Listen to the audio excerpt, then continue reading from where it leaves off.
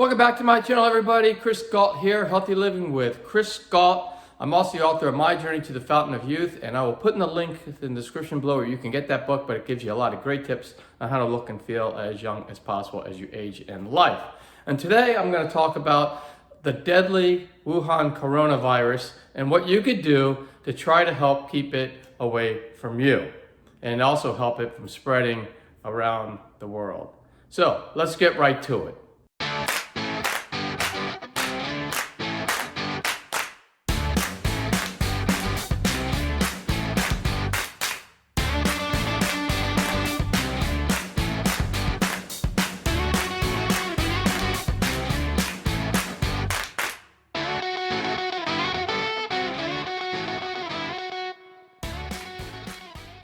And before we get into the actual tips and what the Wuhan Coronavirus is, go ahead and subscribe to the channel and hit the bell notification to get notified every time I put out videos. Every week on Thursday, I put out a healthy living video, and every Sunday I put out a vlog on healthy living in California, but it can apply anywhere. Anyway, so you get 2 healthy living videos every week. So let's move on. So before I get into the actual details of how to help keep the coronavirus at bay, let's go over a little bit about what the coronavirus is. It is a new respiratory virus. It means it affects your ability to breathe, which is why it's deadly. There are actually, it says hundreds sick up there, but just in a couple of days now, it seems like thousands have been infected by it worldwide. And there has been about over 100 deaths. So it is definitely a serious disease and something that we should all really pay attention to, and that's why it's in the news a lot lately. A lot of people can contract pneumonia, and that's why I think it's how people pass away from it. It originated in the Chinese city of Wuhan, which is why it's called the Wuhan Coronavirus. Makes sense.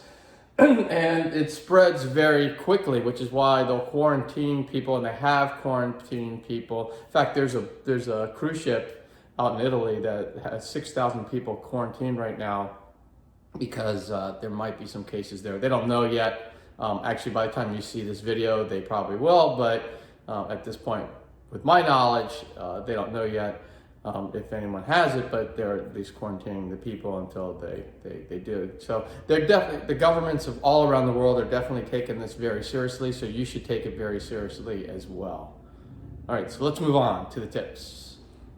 Actually, I forgot, before I get to the tips, I just want to talk about some of the symptoms that you can get. Again, what I was saying, it was mild to severe respiratory illness. So it really comes down, you can't breathe after a while, and so that obviously is going to affect you. Pneumonia is also really bad. Fever, cough, and shortness of breath. So what I would just let you know, if you're not in an area where it's actually an outbreak, or you haven't been to China, or you haven't been around, if there's no reason to really be able to really get it. Don't panic just because you're having flu symptoms or cold symptoms, because that happens a lot. And so these symptoms can actually trick you into believing you have something you don't have. But if you are worried about it, like I always say, is go to a doctor. And the tips that I'm going to give you, just remember, I'm not a doctor. So remember to always believe the doctor over me. I'm just a guy who likes to live healthy. He likes to teach people how to live healthy, but I'm not a doctor, and I don't have a medical degree. So just make sure that you're listening to doctors' views on the Wuhan coronavirus, and I would recommend everybody watch the news and get it from people who really, really know. And the tips that I'm going to give you today are just ones that can help you keep the virus at bay, but it's not going to be something that can completely prevent it. And again, I would listen to whatever a doctor says. So let's move on to the tips. So this one sounds kind of basic, but it's crazy. You won't believe how many times I go into a men's bathroom at a restaurant or an airport, and I see people go to the bathroom and they walk out without washing their hands. And I think I just can't believe that happens, that people don't do that. I wash my hands probably about 20 times to 30 times a day. Now, maybe because I'm a freak about it, and I don't know, maybe I'm a little OCD or something, but I wash my hands very regularly. And I would recommend that you do too, because that's how washing hands really helps keep disease from spreading.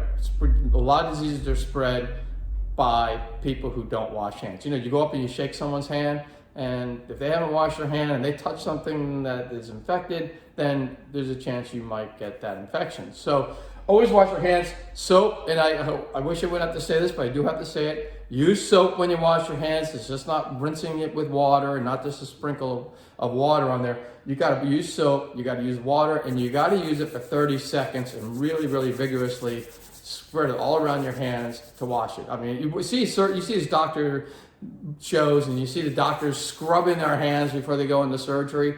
Well, how would you like if your doctor didn't do that and he was operating on you? You probably wouldn't. So anyway, to help really keep disease from spreading, all diseases, not just the Wuhan coronavirus, washing your hands is very, very, very important.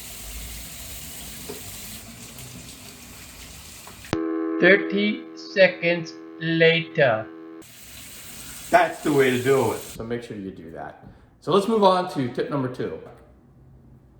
So this is one I say all the time. You're probably getting tired of me saying it all the time, but eat healthy. And I have a lot of videos on this, and you can check those out on how to eat healthy. But if you eat healthy, your immune system is going to be stronger. Your cells are going to be stronger, and they're going to be able to fight off disease better than if you're eating a lot of junk food.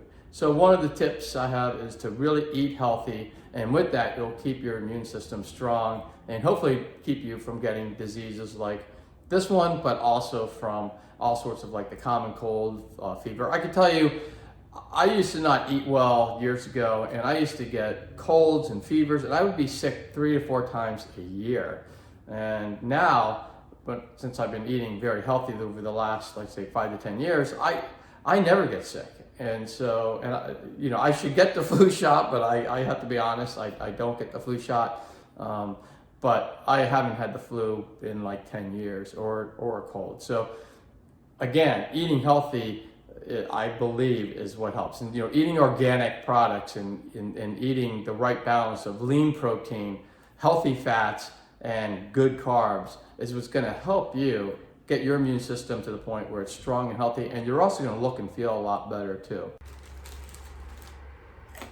Wow, these rainbow carrots are making me less sickly. So that's my second tip. Let's move on to tip number 3.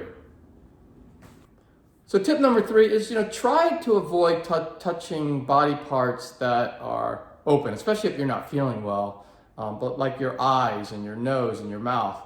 If you're doing that, there's a chance you can get some of the infection on your hands, and then when you go shake someone's hand, they're going to get the disease. So what you want to do is you want to make sure, because what we're trying to do is we're trying to we're trying not to get the disease ourselves, but we also don't want to spread it to other people, because that's just not right. So if you don't touch your eyes and your nose and your mouth, especially if you know that you're sick, then you're going to be better off in slowing down the spread of viruses, all types of viruses. Ugh. God. So that would be my tip number 3. Let's move on to tip number 4. Tip number 4 is to stay hydrated. So I have a video on that too. And you could see the formula that I recommend on how much water you should drink to actually be healthy. And I think most of us probably don't drink enough water as it is. But if you look at that formula, you'll see. So you can look at that video. And why it's so important is because a healthy cell is going to be able to fight off disease better than a sickly cell. And cells are made up mainly of water. So drinking plenty of water, and I would always go with spring or filtered water, and I would stay away from anything other than water. So, drinking a soda has water in it. That's not what I'm talking about, because there's a lot of bad stuff in soda that dehydrates you and it's just not good. So pure water is the best. If you want to infuse it with some berries, you can do that. But not squeezing all the juice in there, but just having it infused in it can help. Or a little bit of lemon in there really goes a long way. But again, water is what you need, and that formula that I have is for water, not all sorts of other types of drinks. So that's my fourth tip, and let's move on to the last tip.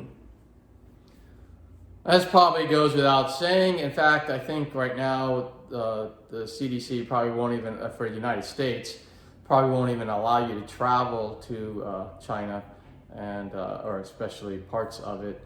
But what I would suggest is just, if there's an outbreak of a disease someplace, and this is probably common sense, but just stay away from that area. And it could be any area of the world. Just China's just going through this right now, but obviously diseases have popped up everywhere. So don't, I know if you have a dream vacation to go someplace and then all of a sudden this breaks out, it's really not fun. But you want to be safe first, and you don't want to go on that dream vacation and then you end up with a deadly disease. So stay away from the places that are that are infected, and let it blow over, let it get cleaned up. Obviously travel to China is not over forever. It's just going through a period of time, but then we'll get through this. We'll get past this, like the world gets past all these deadly diseases, and we move on, and then the gates will be open and you can go visit those places once it's deemed safe. So that's what I'll do. Again, just keep watching the news. There's some great reports off of CNN and some other channels, National Geographic, and they will talk about what's going on. Also, your regular news channels will have reports on what the scientists are saying about disease. Just listen to them. It makes a lot of sense.